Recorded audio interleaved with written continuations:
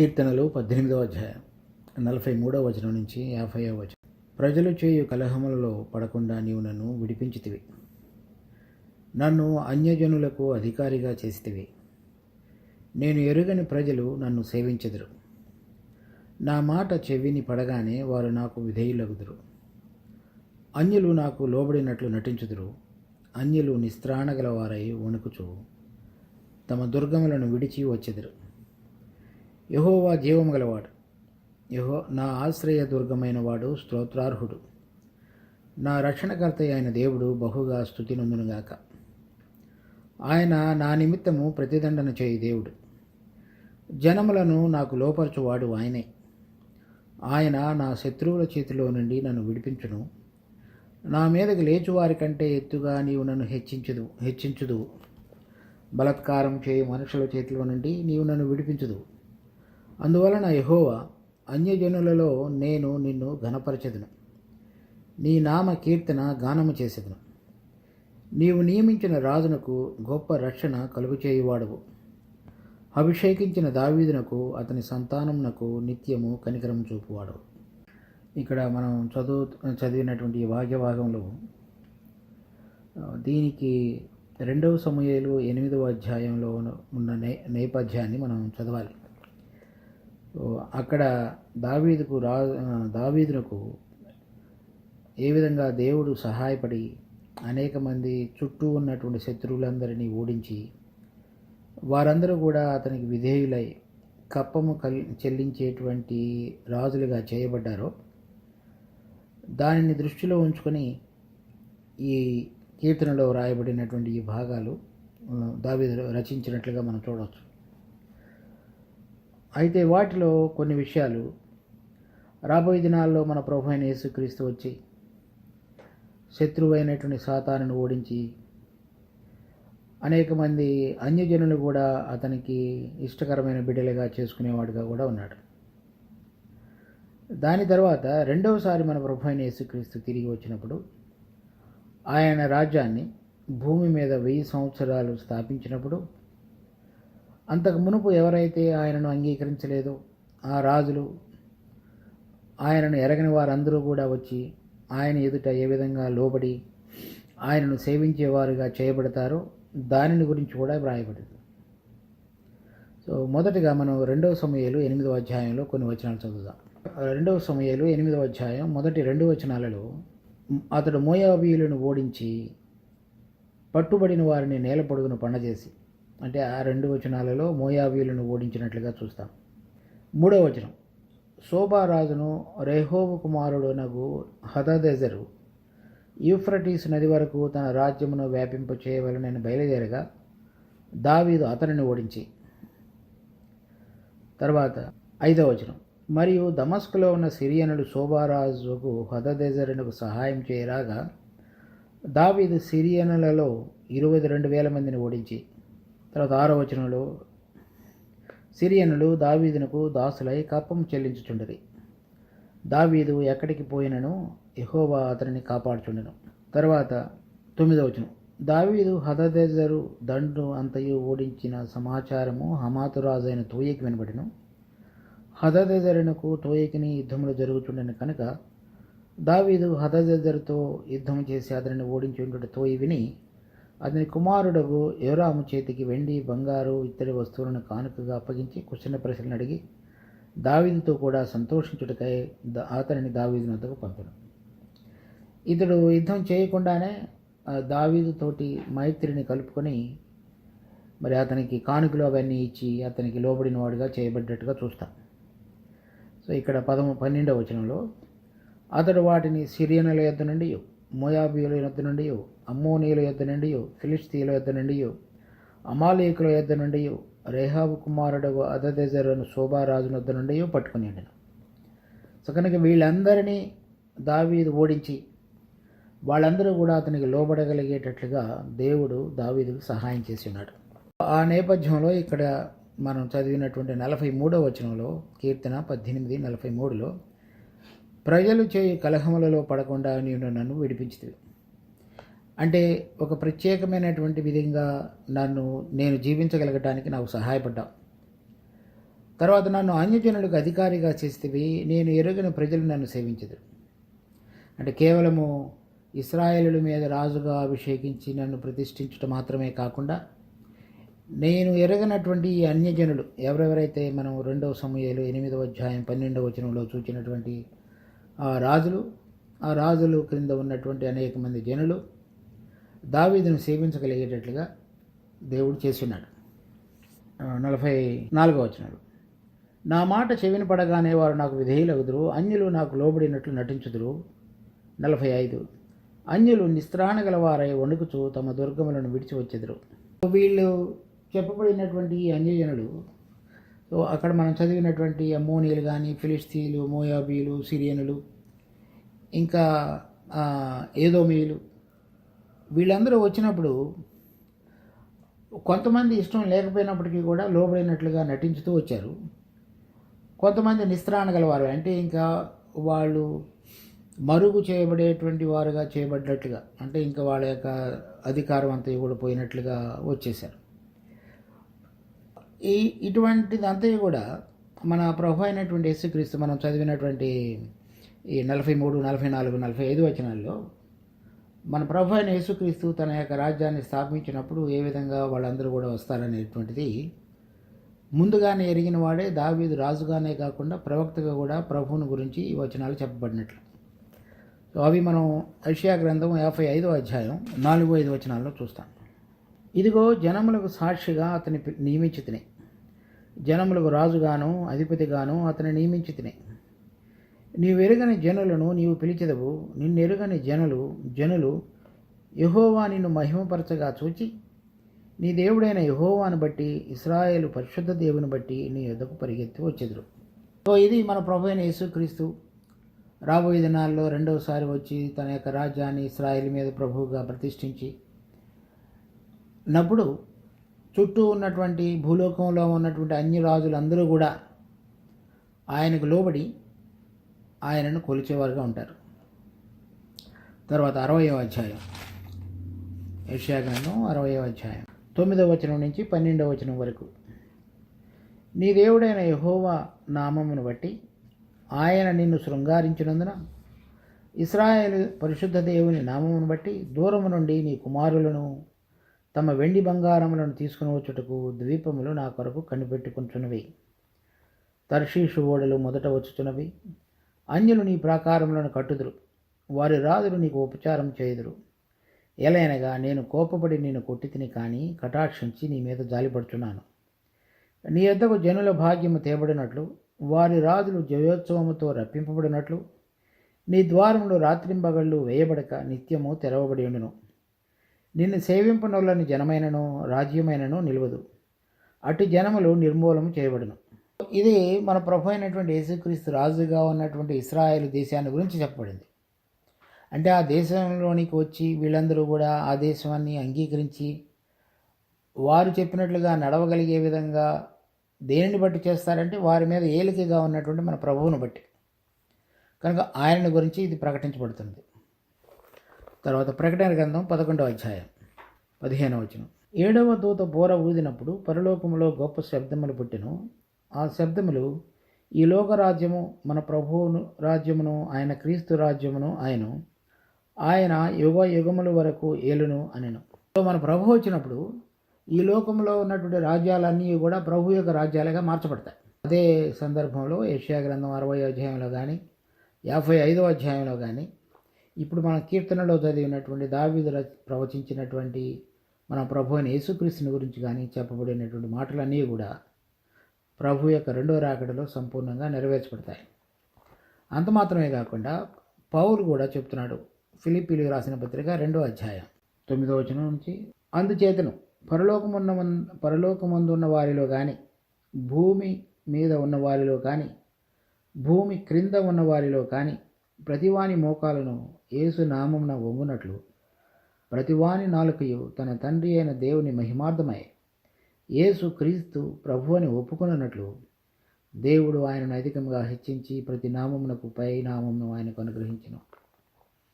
కనుక దేవుడు ఆ విధంగా ఆయనను హెచ్చించి ఘనపరిచి ఉంచాడు. ఆ ప్రతి మోకాలు, ప్రతి నోరు ఆయనను అంగీకరించి ఆయనను ప్రభువుగా గుర్తించడం అనేటువంటిది మన ప్రభు అయిన యేసుక్రీస్తు తిరిగి వచ్చినప్పుడు జరిగేటువంటి సందర్భం. తర్వాత కీర్తనలు 18వ అధ్యాయం. ఇక్కడ మనం దావీదు ఏ విధంగా 2 సమూయేలు 8వ అధ్యాయంలో చేయబడ్డాడు, మన ప్రభు ఏ విధంగా రాజుగా నియమించబడి తన రాజ్యాన్ని మరి ప్రకటన గ్రంథంలో చదివినట్లుగా, ఇంకా యెషయా గ్రంథంలో చదివినట్లుగా, తర్వాత ఫిలిప్పీ పత్రికలో చదివినట్లుగా చేయబడుతుందో అది విశ్వాసులైన మనందరికీ కూడా వర్తించేదిగా ఉన్నది ఇంకొక రకంగా. ఎందుకంటే ఎవరైతే జయించిన విశ్వాసులుగా ఉన్నారో ప్రభు అయిన యేసుక్రీస్తుతో కూడా కలిసి ఉంటారో 1000 సంవత్సరాల పరిపాలనలో, వారు కూడా ఆయనతో పాటుగా రాజ్యం చేసేవారుగా చేయబడతారు.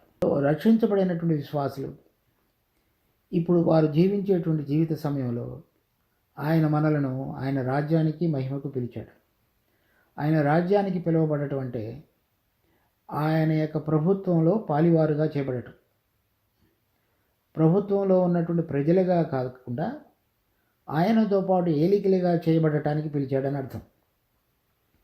ఎవరు ఏలికలుగా చేయబడతారు అంటే, ఎవరైతే ఆయన కృప ద్వారా వారి పాపాల నిమిత్తమై రక్షణ పొంది నిత్య జీవం అనే వరాన్ని ఉచితంగా పొందారో వారందరూ కూడా ప్రాణ సంబంధమైనటువంటి జీవితం కాకుండా ఆత్మలో వెలిగించబడి దేవుని యొక్క ఆత్మ వారిలో జీవించుట అనేటువంటి అనుభవం కలిగి, మరి ఆత్మ ద్వారా ప్రేరేపించబడి దినదినము నడుస్తూ ఆయనకి ఇష్టకరంగా నడిచి జయించినటువంటి విశ్వాసులైన బిడ్డలు ఆయనతో పాటుగా రాజ్యం చేయబోతున్నారు. కనుక ఈ వచనాలు మన ప్రభు అయిన యేసుక్రీస్తుకు గనక వర్తించినట్లయితే ఆయనతో పాటు జతపరచబడి సంఘంలో మరి ఆయన శరీరంలో పాలివారుగా చేయబడి జయించిన విశ్వాసులందరికీ కూడా అవి వర్తించేవిగా ఉన్నాయి. ఆ విధంగా దావీదుకు చెందినవిగాను, ప్రభు అయిన యేసుక్రీస్తుకు చెందినవిగాను, మన ప్రభు అయిన యేసుక్రీస్తు తిరిగి మహిమలో వేవేల పరిశుద్ధులతో వచ్చినప్పుడు వారికి వర్తించేవిగాను చేయబడ్డాయి. కనుక మన యొక్క జీవితంలో దేవుడు మనను పిలిచినటువంటి పిలుపు యొక్క ఔన్నత్యాన్ని, అనగా కేవలము నిత్య జీవము పాపక్షమాపణ అనేటువంటి మాత్రమే కాకుండా ఉన్నతమైనటువంటి స్థలాలలో దేవుడికి మహిమ కలిగినట్లుగా, మరి పాపులము చెడిపోయి మరి దేవునికి దూరంగా ఉన్నటువంటి అనేక మంది భక్తుల జీవితాలు జయించినటువంటి గుంపులోనికి తీసుకుని రాబడి వారందరూ కూడా పరలోకంలో ఉన్నటువంటి దేవుని మహిమార్థకరమై ఆయన యొక్క ప్రభుత్వంలో పాలివారుగా చేయబడి ఆయనతో పాటు ఏలికలుగా ఉండటానికి దేవుడు మనం పిలుచుకుని ఉన్నాడు. సో అది దావీదు తన జీవితంలో నెరవేర్చబడటం చూస్తాం. ఎందుకంటే దావీదు దేవుని యొక్క హృదయానుసారమైన మనుషుడు. దేవుడి యొక్క హృదయాన్ని తెలుసుకొని ఆ ప్రకారంగా పాత నిబంధన కాలంలో కూడా ఆత్మలో జీవించిన వాడుగా, దేవుని యొక్క జీవం కలిగిన వాడుగా ఉన్నాడు. మన ఈ కీర్తనలో కూడా చూసాం ఇందాక 18వ అధ్యాయంలో, ఆయన నాకు బలము ధరింపజేయువాడు, నా దీపమును వెలిగించువాడు. అనగా వెలిగించబడినటువంటి ఆత్మలో దేవుని యొక్క బలాన్ని తీసుకుని జీవించిన వాడని అర్థం. కనుక ఎవరెవరైతే ఆ విధంగా జీవించేటువంటి అనుభవంలోనికి వస్తారో వారందరినీ కూడా రాబోయేటువంటి దినాల్లో మన ప్రభు అయిన యేసుక్రీస్తు తన యొక్క రాజ్యాన్ని భూమి మీద స్థాపించినప్పుడు ఆ రాజ్యంలో వీరు కూడా ఏలికలుగా ప్రభుత్వం చేయవారుగా, ప్రభువుతో మహిమ పొందిన వారుగా ఉండగలుగుతారు. సో దాని యొక్క ప్రభావం కింద మన దినదిన జీవితాన్ని క్రమబద్ధం చేసుకుంటూ పిలిచిన పిలుపుకు యోగ్యమైన విధంగా జీవించగలిగినట్లయితే ఆయన కృపా మహిమకు కీర్తి కలుగుతుంది. ఆయన పిలిచిన పిలుపు యొక్క ఆ మహిమను కీర్తించబడటం అంటే అదే అర్థం. అది ఆ పిలుపుకు తగినటువంటి విధంగా జీవించగలిగి తన కుమారునితో పాటుగా అనేక మంది మహిమలో ప్రవేశించి రాబోతున్నటువంటి ఆయన రాజ్యంలో వీరందరూ కూడా మరి ప్రభుత్వం చేయి వారితో పాటుగా ఉండగలిగినట్లుగా, ప్రజలుగా కాదు. ఆ విషయాన్ని మనం గమనించాలి. సో రాజ్యంలో ప్రజలు ఉండవచ్చు, ప్రభుత్వం చేసేటువంటి అధికారులు ఉండవచ్చు. సో రాజ్యానికి పిలవటం అంటే ఆయనతో పాటుగా ప్రభుత్వం చేసేటువంటి అధికారంలోనికి పిలువబడ్డామని అర్థం. ఆ విధంగా అధికారం చేయటానికి ఏదైతే మనకు అర్హతలు ఉన్నాయో, కావాలో, దానికి తగినటువంటి సిద్ధపాటును ఇప్పుడు మనం కలిగి ఉండాలి. అదే జయించిన జీవితం. ఆ జయించిన జీవితం యొక్క అనుభవంలోనికి ఎవరైతే వచ్చి జీవిస్తారో ప్రతిరోజు ఆయన ప్రభుత్వాన్ని కలిగి ఉండి వారి జీవితాల్లో ఆయన అధికారాన్ని గుర్తించి ఆయనకు లోబడుతూ ఆయన ఆత్మ ద్వారా నడిపించబడిన బిడ్డలుగా ఉంటారు. వారందరినీ కూడా రాబోతున్నటువంటి రాజ్యంలో వారిని ఏలికలుగా వారిని నియమించుతాడు. కీర్తన 18 వచనం. యెహోవా జీవము గలవాడు, నా ఆశ్రయ దుర్గమైన వాడు స్తోత్రార్హుడు, నా రక్షణకర్త అయిన దేవుడు బహుగా స్తుతినందునుగాక. దావీదు చెప్తున్నాడు, యెహోవా జీవము గలవాడు, నా ఆశ్రయ దుర్గమైన వాడు స్తోత్రార్హుడు. మరి అటువంటి జయాన్ని దావీదు తన జీవితంలో అనేక మంది రాజుల మీద రుచి చూచిన తరువాత యెహోవా జీవము గలవాడని చెప్తున్నాడు. అంటే ఏంటి? అంతకుముందు ఎవరెవరైతే ఆ రాజులందరూ కూడా ఓడించబడ్డారో వాళ్ళందరి యొక్క దేవతలు వట్టి విగ్రహాలు, జీవము లేనివి. ఎవరినైతే ఆయన తన ఆశ్రయదుర్గముగా చేసుకున్నాడో ఆ దేవుడు జీవము కలిగినవాడు. అంటే అన్య జనులందరూ కూడా ఎవరెవరైతే అతన్ని ఓడించారో వారందరితోటి పోల్చుకున్నప్పుడు తన ఆశ్రయదుర్గంగా తీసుకున్నటువంటి యెహోవా జీవము కలిగినవాడు. ఆ జీవములో ఉన్నటువంటి బలం ఏదైతే ఉన్నదో వీళ్ళందరినీ ఓడించగలగటానికి పనికొచ్చింది. సో దాన్ని బట్టి యెహోవా అధికముగా స్తోత్రార్హుడు అని చెప్తున్నాడు. అది విశ్వాసులమైన మనకు ఎలా వర్తిస్తుంది? మనం మన ప్రాణ సంబంధమైనటువంటిది అంతయు కూడా మనము లోకంలో జీవించి అనేక మంది ఏ విధంగా జీవిస్తున్నారో అదే విధంగా జీవించటానికి మనకు తోడ్పడుతుంది. ఎందుకనగా మనం 1 కొరింథీ 15:45 వచనంలో చూస్తే మొదటి మనుషుడైనటువంటి ఆదాము జీవించు ప్రాణి ఆయన. అంటే ప్రాణ సంబంధంగా మనుషుల యొక్క జీవితాలు ఉంటాయి.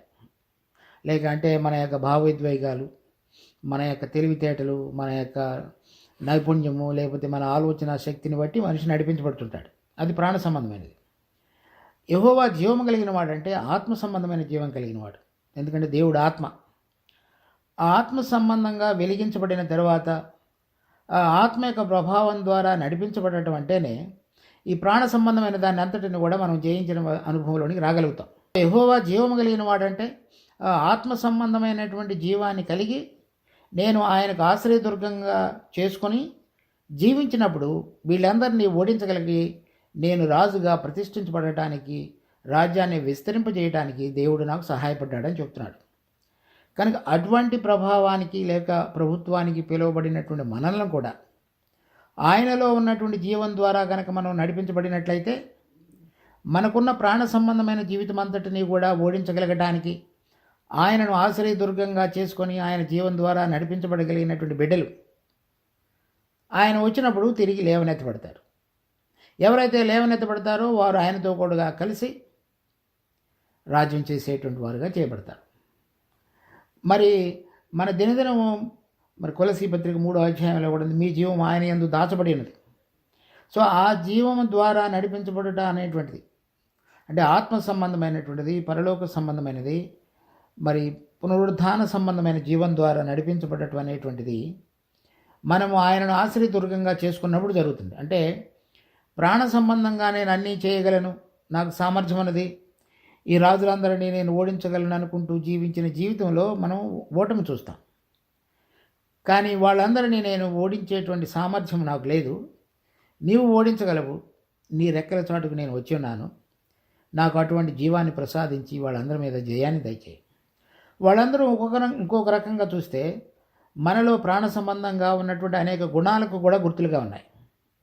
వాటిని అన్నిటినీ ఓడించగలిగినటువంటి శక్తి సామర్థ్యం మనకు లేదు. కానీ రోమాపత్రిక 8:12 వచనం నుంచి, కాబట్టి సహోదరులారా, శరీరానుసారంగా ప్రవర్తించుటకు మనము శరీరమునకు రుణస్థలం కాము. మీరు శరీరానుసారముగా ప్రవర్తించిన ఎడల చావవలసిన వారయ్యుందురు, కానీ ఆత్మచేత శరీర క్రియలను చంపిన ఎడల జీవించెదరు. దేవుని ఆత్మచేత ఎందరూ నడిపించబడుదురో వారందరూ దేవుని కుమారులయ్యుందురు. తర్వాత 2వ వచనం అదే అధ్యాయంలో, క్రీస్తు యేసునందు జీవమునిచ్చు ఆత్మ యొక్క నియమం పాప మరణముల నియమం నుండి నన్ను విడిపించును. ఆ జీవాన్ని గురించి దావీదు చెప్తున్నాడు. క్రీస్తు యేసునందు ఉన్నటువంటి తిరిగి లేచినటువంటి పునరుద్ధాన సంబంధమైనటువంటి జీవం యొక్క ఆత్మ నియమం మనకు విడుదల కలుగు చేస్తుంది. మనం అటువంటి విధంగా ఆ రాజ్యం చేసేటువంటి గుంపులో అర్హత పొందిన వారంగా ఉండగలగటానికి మన దినదిన జీవితంలో ఆత్మ యొక్క ప్రభావం కింద వచ్చి ఆయన మనలో ఉండుట అనేటువంటి దాన్ని మనం అర్థం చేసుకొని ఆయనకు లోబడుతూ జీవించినప్పుడు మనకు ఆయన సహాయకుడిగా ఉండి నడిపిస్తాడు. ఆ అనుభవం ఎంతో విలువైనది. అటువంటి బిడ్డలు మరి దావీదు వలె జయం పొందిన వారై ప్రభువుతో కూడా కలిసి 1000 సంవత్సరాల పరిపాలనలో రాజ్యం చేసేవారుగా చేయబడతారు. 47వ వచనం, ఆయన నా నిమిత్తము ప్రతిదండన చేయు దేవుడు, జనములను నాకు లోపరచువాడు ఆయనే. సో ఆ విధంగా నేను ఆశ్రయదుర్గంగా చేసుకొని నేను ఆయన దగ్గరికి వచ్చినప్పుడు జనములను నాకు లోపరిచేటువంటి వాడు ఆయనే. అనగా ఓడించినటువంటి అనేక మంది రాజులను వారందరూ కూడా ఆయనకు లోపరచగలిగిన విధంగా చేసినటువంటి వాడు తండ్రి అయిన దేవుడే. మన ప్రభు అయినటువంటి యేసుక్రీస్తు విషయంలో కూడా అంతే. ఆ మరణం యొక్క బంధకాలన్నిటినీ ఓడించి తిరిగి ఆయనను లేపినవాడు కూడా దేవుడే. చూడండి మళ్ళా రోమపత్రిక 8వ అధ్యాయం 11వ వచనం, మృతులలో నుండి యేసును లేపిన వాని ఆత్మ మీలో నివసించిన ఎడల, మృతులలో నుండి క్రీస్తు యేసును లేపినవాడు చావునకు లోనైన మీ శరీరములను కూడా మీలో నివసించుతున్న తన ఆత్మ ద్వారా జీవింపచేయండి. సో ఆ జీవం అనేటువంటిది తన ఆత్మ ద్వారా మనకు కలుగజేసేవాడు. ఏ ఆత్మ ద్వారా యేసు ప్రభువును మృతుల్లో నుంచి లేపాడో తండ్రి అయిన దేవుడు, అదే ప్రభావాన్ని, అదే ఆత్మ యొక్క ప్రభావాన్ని, జీవాన్ని మనకు కూడా దేవుడు ప్రసాదించి దావీదుకు సహాయం చేసినట్లుగా, మన ప్రభు అయిన యేసుక్రీస్తును తండ్రి అయిన దేవుడు లేపినట్లుగా, మరణకరమైనటువంటి ప్రాణ సంబంధమైన మన జీవితాలను కూడా తిరిగి లేవనెత్తి ఆయనతో పాటుగా ఉండి రాజ్యం చేసేటువంటి గుంపులోనికి, జయించిన విశ్వాసుల గుంపులోనికి మనం మార్చేవాడుగా ప్రభు ఉన్నాడు. అది దావీదు యొక్క అనుభవంగా ఉన్నది. మన ప్రభు అయిన యేసుక్రీస్తు ఈ లోకంలో జీవించినప్పుడు, మరణాన్ని రుచి చూచి ఓడించి తిరిగి లేచినప్పుడు, ఇప్పుడు మరణ సంబంధమైన ప్రాణ సంబంధమైన శరీరాలతో జీవిస్తున్న మన అందరిలో కూడా అటువంటి అనుభవాన్ని ప్రసాదించడానికి దేవుడు ఆయనను ఆశ్రయదుర్గముగా చేసుకునేటువంటి బిడ్డలందరికీ కూడా ఇష్టపూర్వకంగా జరిగించేటువంటి వాడిగా కూడా ఉన్నాడు. 48వ వచనం, ఆయన నా శత్రువుల చేతిలో నుండి నన్ను విడిపించును, నా మీదకి లేచు వారి కంటే ఎత్తుగా నీవు నన్ను హెచ్చించదువు, బలాత్కారం చేయు మనుషుల చేతిలో నుండి నన్ను విడిపించదువు. ఆయన ఎటువంటి వారి చేతిలో నుంచైనా విడిపించడానికి దేవుడు సామర్థ్యం కలిగిన వాడు. దేవుని పేరే సర్వశక్తిమంతుడు. ఆయన మనల్ని ఎవరైనా సరే రకరకాలైన పరిస్థితుల్లో ఓడించడానికి ఉంటున్నట్లయితే వారందరి ఆ పరిస్థితుల్లో నుంచి కానీ, లేక స్వయంగా మన శరీరమే మనకు బలహీనతల చొప్పున ఏడవబడి లోకం ఆకర్షించబడుతున్నట్లయితే, ఎవరైనా యథార్థమైన మనసుతోటి ప్రభువును కొలవాలనేటువంటిది, ఆయనకి ఇష్టకరంగా జీవించాలనే హృదయం కలిగిన వారందరికీ కూడా ఆయన విడిపించి మనల్ని హెచ్చించేవాడుగా ఉంటాడు. 49, అందువలన యెహోవా అన్యజనులలో నేను నిన్ను ఘనపరచెదను, నీ నామ కీర్తన గానం చేసేదను. అది మన రోమాపత్రిక 15వ అధ్యాయం 9వ వచనం నుంచి 12వ వచనం వరకు కూడా చూస్తాం. దావీదు తన చుట్టూ ఉన్నటువంటి రాజులందరినీ ఓడించిన తరువాత అన్యజనులలో నేను చేయబోయేటువంటిది ఏంటంటే నీ నామ కీర్తన చేస్తానని చెప్తున్నాడు. నిన్ను ఘనపరచెదను. అది మన ప్రభువుని గురించి కూడా రోమాపత్రిక 15వ అధ్యాయంలో చెప్పబడింది. రోమాపత్రిక 15వ అధ్యాయం 9వ వచనం నుంచి, నేను చెప్పునదేమనగా, పితరులకు చేయబడిన వాగ్దానముల విషయంలో దేవుడు సత్యవంతుడని స్థాపించుటకును, అన్యజనులు ఆయన కనికరమును గూర్చి దేవుని మహిమపరచుటకును, క్రీస్తు సున్నతి గల వారికి పరిచారకుడు ఆయన. అందు విషయమై ఈ హేతువు చేతను అన్యజనులలో నేను నిన్ను స్తుతించును, నీ నామ సంకీర్తనము చేయదునని వ్రాయబడి ఉన్నది. మరియు అన్యజనులారా ఆయన ప్రజలతో సంతోషించుడనియు, మరియు సమస్త అన్యజనులారా ప్రభువును స్తుతించుడి, సకల ప్రజలు ఆయనను కొనియాడుదురుగాకనియు చెప్పి ఉన్నది. కనుక రాబోయేటువంటి దినాల్లో మన ప్రభు అయిన యేసుక్రీస్తు యొక్క రాజ్యం స్థాపించబడినప్పుడు ఏ విధంగా వాళ్ళందరూ కూడా ఆయనను ఇప్పుడు మనం ఘనపరుచుతున్నామో ఆ దినాలలో వాళ్ళందరూ కూడా వచ్చి ప్రభువును ఘనపరిచేవారుగా చేయబడతారు. దావీదు తను రక్షణ కలుగజేసినటువంటి దేవుడిని ఓడించిన అనేక మంది శత్రువుల మధ్యలో యెహోవాను ఘనపరిచి స్తుతించున్నాడు. 50వ వచనం, నీవు నియమించిన రాజునకు గొప్ప రక్షణ కలుగు చేయవాడు, అభిషేకించిన దావీదునకు అతని సంతానమునకు నిత్యము కనికరం చూపువాడు. దావీదుని రాజుగా మరి సమూయేలు అతని యొక్క యవన దశలోనే అభిషేకించుకున్నాడు. తర్వాత చాలా సంవత్సరాలు మరి దావీదు సౌలు చేత తరమబడినప్పుడు రాజుగా ఉండటానికి కావలసినటువంటి మరి నైపుణ్యాన్ని, తర్వాత అటువంటి పరిస్థితుల్లో ఏ విధంగా దేవుడి మీద ఆధారపడాలో ఆ ఆధారపడగలవలసినటువంటి అవసరమైనటువంటి గుణాలన్నిటిని కూడా అక్కడ అలవర్చుకున్నాడు. తర్వాత తను రాజుగా చేయబడిన తర్వాత, ప్రతిష్ఠించబడిన తర్వాత తన రాజ్యాన్ని చేసేటువంటి విషయంలో ఏది దేవునికి ఇష్టకరమైనదో వెతుక్కుంటూ జీవించాడు. తనకు కలిగినటువంటి యుద్ధాలు వీటన్నిటిలో కూడా దేవుడి మీద ఆధారపడ్డాడు. అందుకని చెప్తున్నాడు, నువ్వు అభిషేకించిన రాజును గొప్ప రక్షణ కలుగు చేయవాడు, అభిషేకించిన దావీదునకు అతని సంతానమునకు నిత్యము కనికరం చూపువాడు. తన జీవిత విషయంలోనే మాత్రమే కాకుండా రాబోయే తరాలలో కూడా ఏ విధంగా దేవుడు దావీదు యొక్క సంతానానికి కరుణికరం చూపించి నడిపించుతాడు, అదే ఆధారంగా మన ప్రభు అయినటువంటి యేసుక్రీస్తు దావీదు సంతానంలో పుట్టినవాడు కనుక మరి దావీదుకి ఇచ్చినటువంటి 2 సమూయేలు 7వ అధ్యాయంలో చేయబడినటువంటి వాగ్దానం, నీ రాజ్యము సదాకాలము నిలుచును. ఆ రాజ్యము సదాకాలము నిలుచుట అనేటువంటిది ఇప్పుడు మధ్యకాలంలో మరి ఇది కొనసాగించబడుట అనేటువంటిది మనం చూచుటలేదు. కానీ ప్రభు అయిన యేసుక్రీస్తు దావీదు సంతానంలో పుట్టినవాడు కనుక మరలా దావీదుకి ఇవ్వబడినటువంటి వాగ్దానం, నీ సంతానముకు నా సంతానమునకు కనికరం చూపించువాడు, అంటే ఆ రాజ్యం స్థాపించబడటానికి ఏదైతే అవసరమైనదో మన ప్రభు అయిన యేసుక్రీస్తు ద్వారా ఆ రాజ్యం స్థాపించబడుతుంది. అది దావీదుకి తెలియపరచబడింది. ఎందుకంటే ఆ 2వ సమూయేలు 7వ అధ్యాయంలో చదివినట్లుగా. అంతకు మునుపు మన ప్రభువుని గురించి కూడా ఇక్కడ ఒక వచనం చూద్దాం మనం. హెబ్రీ పత్రిక 1వ అధ్యాయం 2వ వచనం, ఈ దినముల అంతమందు కుమారుని ద్వారా మనతో మాట్లాడిన ఆయన ఆ కుమారుని సమస్తమునకు వారసునిగా నియమించను, ఆయన ద్వారా ప్రపంచములను నిర్మించను. ఈ 2వ వచనంలో చూసినట్లుగా సమస్తానికి దేవుడు తన కుమారుడిని వారసుడిగా నియమించాడు.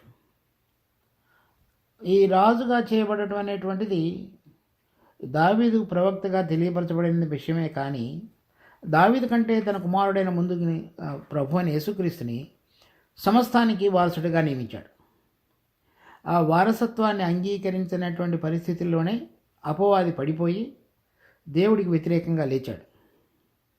కానీ తగిన సమయంలో సమస్తాన్ని సంపూర్ణం చేసి మరలా తిరిగి తన కుమారుడు సమస్తములో అన్నింటిలో కూడా అధికారిగా ప్రభువుగా కనపరచబడినట్లుగా తన కార్యాన్ని మనకు కృప చూపించేటువంటి భాగంలో కూడా దాన్ని అంతటిని కూడా నెరవేర్చాడు.